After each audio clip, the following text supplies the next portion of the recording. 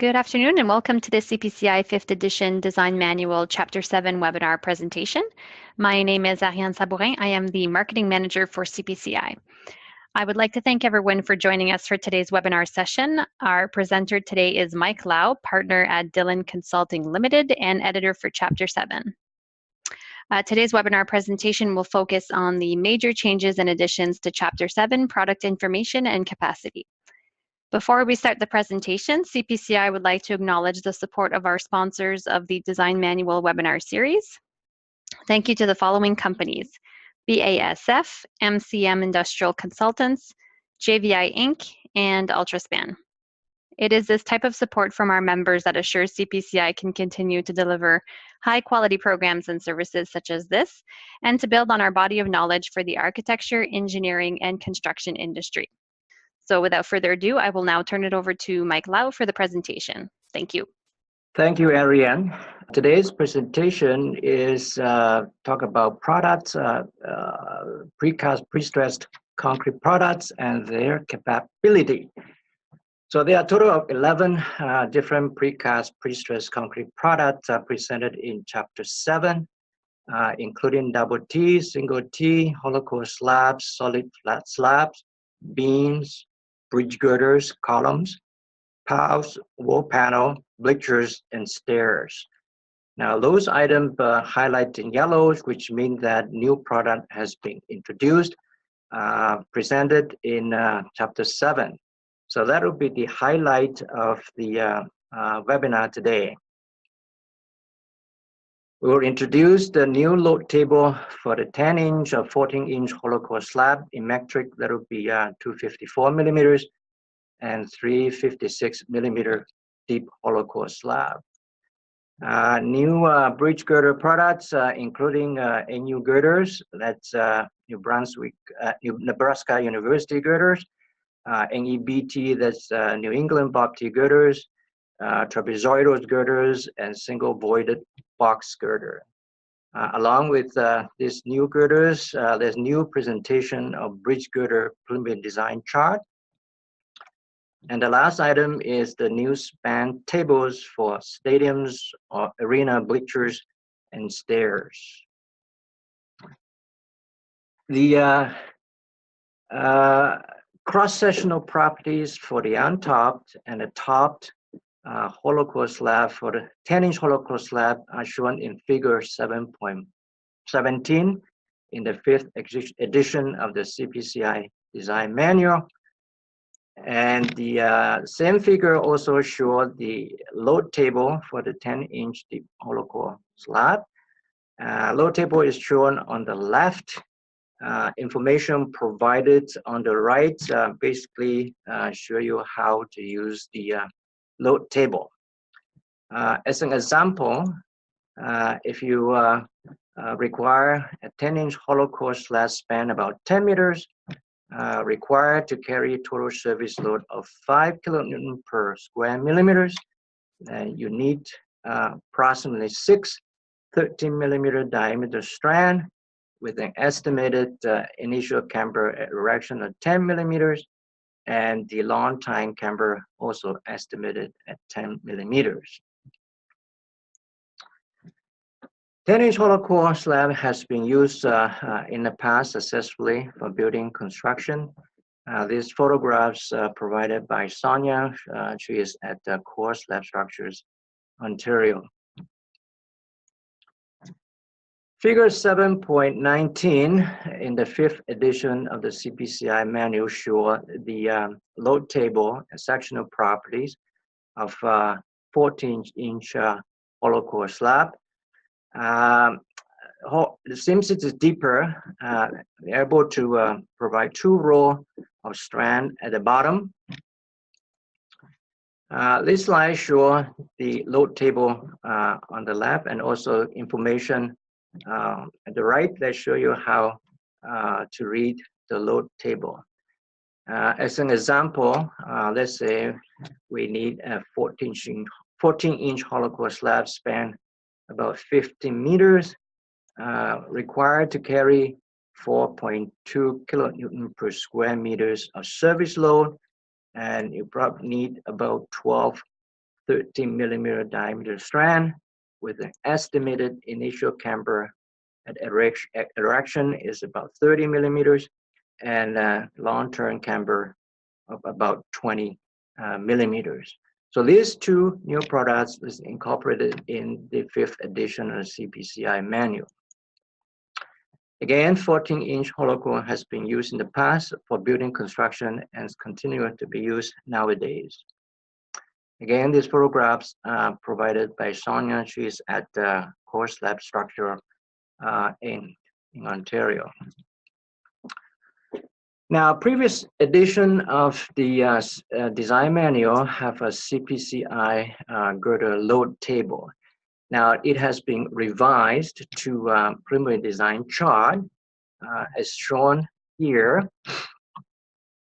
We found that this is more helpful and can easily determine what kind of girder depth of girders and girder spacing rather than jump right into the number of strand required and so on and so forth. The graph is shown on the left and cross-section of the CPCI girder is shown on the right.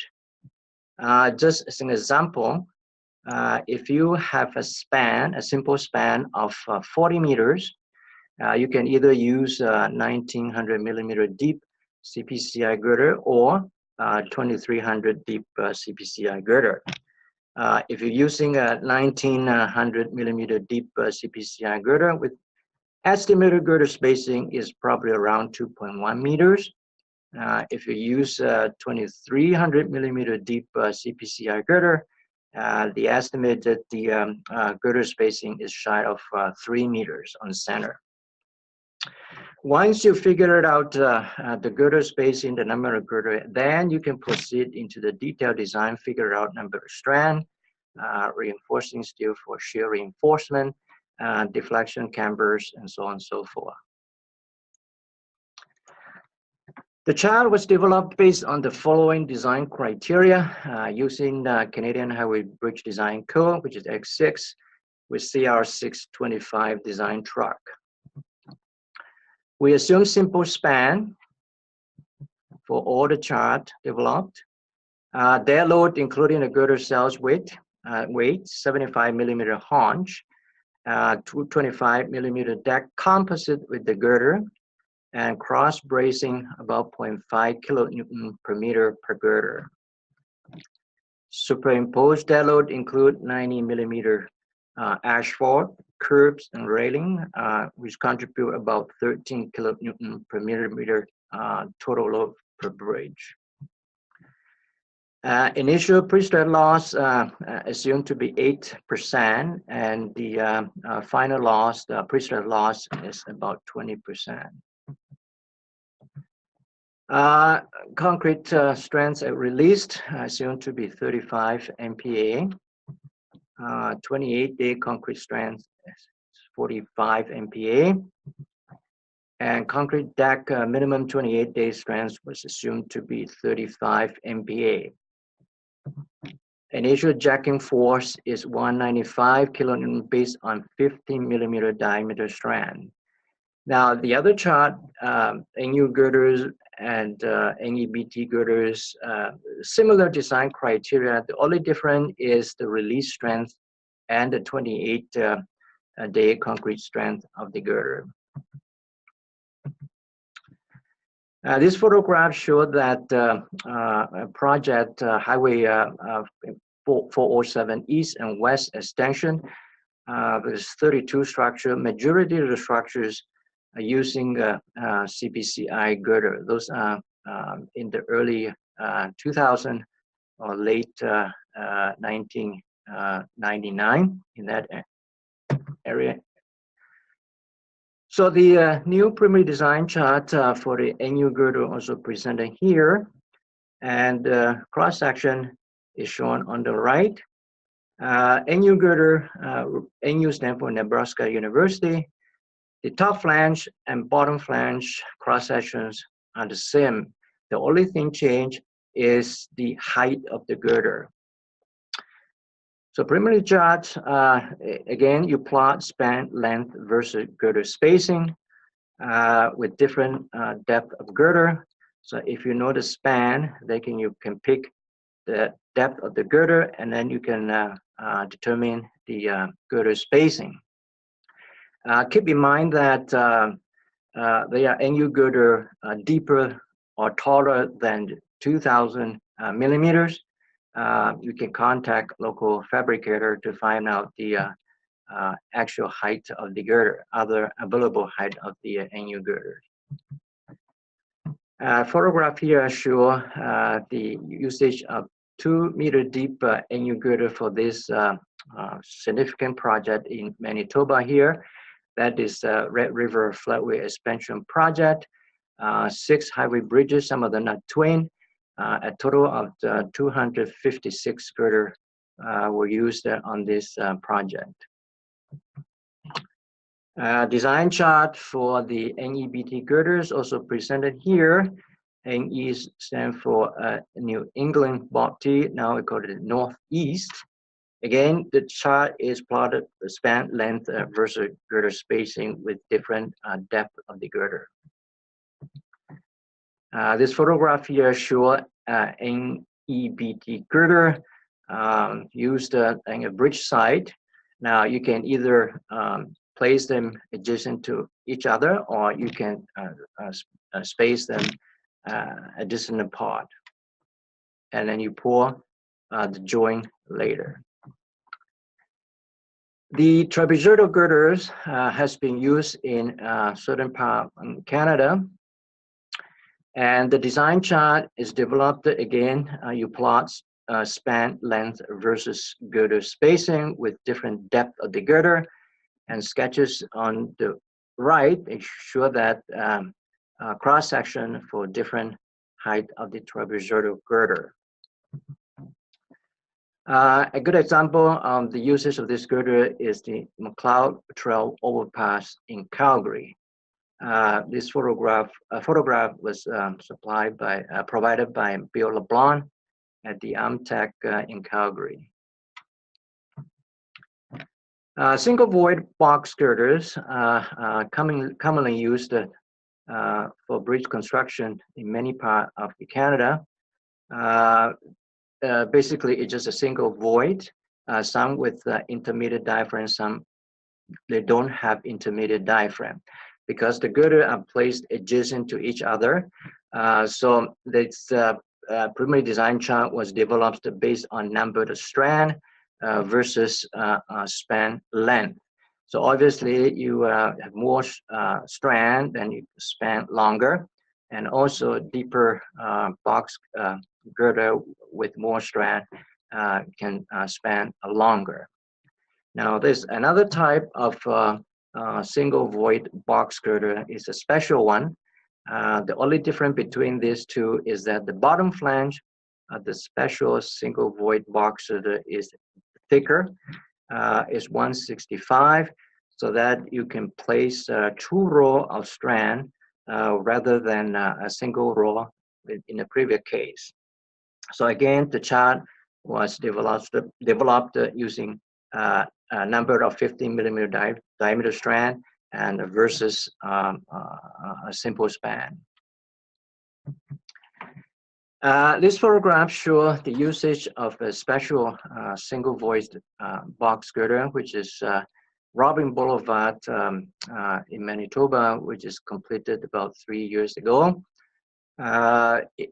The original structure is 4 span, now is 2 span wide open, accommodate 6 lane of traffic, and also SL and DCL lane. We also introduced a new product in the 5th edition of CPCI, that is the stadium riser. Either single, there's a single, double, triple type of riser, and the span versus rises the height of the riser. By far, double risers are most commonly used. H, which is the height of the rise, typically around 400 to 450 millimeters. So with that kind of height, it typically would span about 10 meters. Now in chapter 3, there are 2 good examples of showing you how to design this stadium riser. Example 3.4 is a flexural analysis and design, and 3.8 is a serviceability check, that is deflection camber and so on and so forth. These are the design criteria that we use to develop the chart. Superimposed dead load is 0.5 kilonewton per square meters. Live load is 4.8 kilonewton per square meters. Normal weight concrete is used, which is 23.4 kilonewton per cubic meters. 28-day concrete strength is 40 MPa. Mixed span step load assumed. So in other words, when you design a bleachers, uniformly distributed, and also you have to consider the a single point loading. When you design bleachers, frequency play a significant role. Typically require less than 6 Hertz. So these criteria that we use for developing the chart. The photograph here shows the usage of the stadium bleacher at the investor growth field in Winnipeg. You can see photograph on the left at the bottom there. There's a lot of double riser just ready to erect them, and then figure on the right, you can see that the upper section of the stadium installed with the bleachers. And this photograph is provided by P.Eng Lim, which is at Lafarge Winnipeg branch. Other tables is the concrete stair. Basically, thickness of the landing and throat versus span. The thicker the landing and throat, you can span longer. As an example here, 300 millimeter thick landing and throat, it could span 7.9 meters. And the sketch here just shows the outline of the reinforcing, but we also include this note in the design manual. So stair reinforcing must be designed for all factor loads that's alive. Normal weight concrete. Recommended maximum span is based on dead weight of the stair and 4.8 kilonewton per square meters of live load. Concrete's 28-day strength is 35 MPa. Now, if you need to check the deflections and crack and so on, refer to CSA 823.3, reinforced concrete design. And if deflection crack control is an issue, always good idea to introduce top steel in the stair. You can even achieve longer span if you use higher strength concrete and then additional reinforcement. These two notes are also in the design manual, which is very important. I basically say that designer making use the load table and the graph to contact the precaster in a geographical area of the proposed structure to determine availability and exact dimension of the product. Sometimes different precaster have different forms, slightly different from what we've shown in the design manual.